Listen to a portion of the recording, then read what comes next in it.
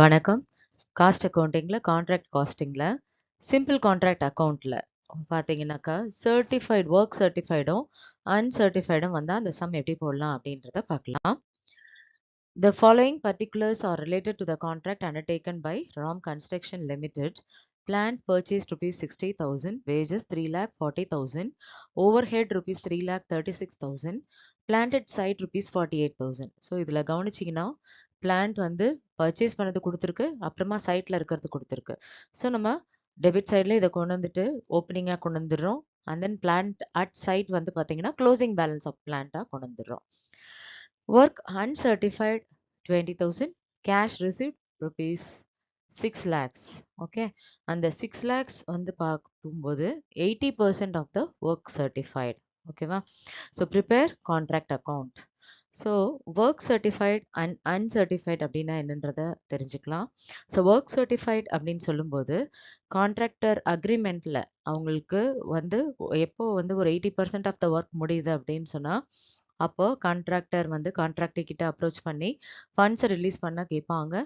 So அந்த சுச்சுவேஷனில் on because of of the கான்ட்ராக்டி ஒரு ரெப்ரசன்டேட்டிவ் அந்த சைட்டை வந்து செக் பண்ணிவிட்டு அவர் சொன்னது கரெக்டாக தான் இருக்குது, 80% ஒர்க் முடிஞ்சிருக்கு அப்படின்னு சொல்லிட்டு வந்தாங்கனாக்கா that is called as work certified. But work அன்சர்டிஃபைட்னா ஒர்க் வந்து சர்டிஃபை ஆகலை, இன்னும் போயிட்டுருக்கு.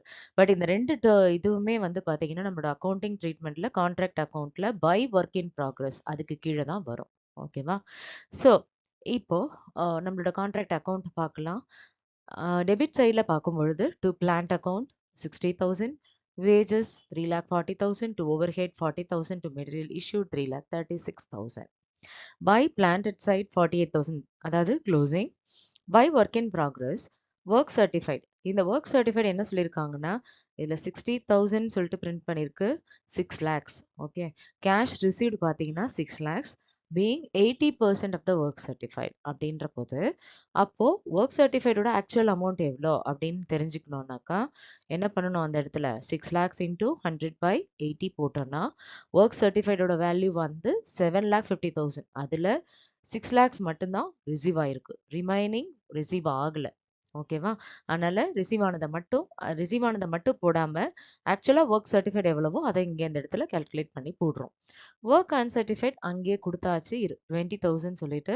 ஸோ எல்லாத்தையுமே அந்த இடத்துல என்ட்ரி கொடுத்தாச்சு. இப்போது கிரெடிட் சைடோட டோட்டல் பார்த்தீங்கன்னா 8,18,000 வருது. டெபிட் சைடில் அந்த எக்ஸ்பென்சஸ்லாம் லெஸ் பண்ணோம் அப்படின்னாக்கா ஒரு டிஃப்ரென்ஸ் வரும். அந்த டிஃப்ரென்ஸை நம்ம இந்த இடத்துல ப்ராஃபிட்னு சொல்லாமல் என்ன சொல்கிறோம், நோஷ்னல் ப்ராஃபிட் அப்படின்னு சொல்கிறோம். நோஷ்னல் ப்ராஃபிட் அப்படின்னாக்கா ஒரு ஒர்க் வந்து ப்ராக்ரஸில் இருக்குது, நடந்துகிட்டே இருக்குது, கம்ப்ளீட் ஆகலை அப்படின்ற போது அதில் ஒரு 80% ஒர்க் முடிஞ்சிருக்கு, 75% ஒர்க் முடிஞ்சிருக்கு. அப்போ ஒரு கான்ட்ராக்ட் அக்கௌண்ட் ப்ரிப்பேர் பண்ணுறோம் அப்படின்னாக்கா அப்போது நம்ம அந்த ப்ராஃபிட்டை என்னன்னு சொல்கிறோம், நோஷ்னல் ப்ராஃபிட் அப்படின்னு சொல்கிறோம். ஒர்க் கம்ப்ளீட் ஆனால் தான் நம்ம அக்யூரேட் ப்ராஃபிட் எடுக்க முடியும்.